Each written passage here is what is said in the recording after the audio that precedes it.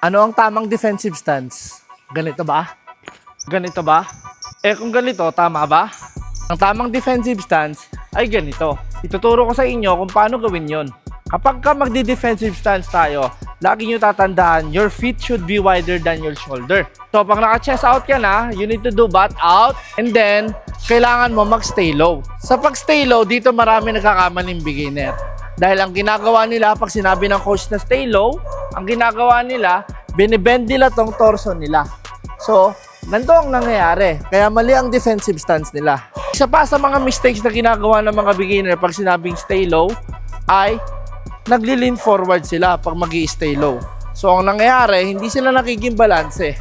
Kaya ang gagawin mo para umayos yung defensive stance mo, pag sinabi ng coach natin na mag-stay low, dapat yung butt mo napupunta sa likod, hindi napupunta sa unahan. So, dapat ganito. So, maayos na ngayon ang defensive stance mo. At the same time, ito yung tip ko sa'yo kung talagang nahihirapan ka ng mag-stay low.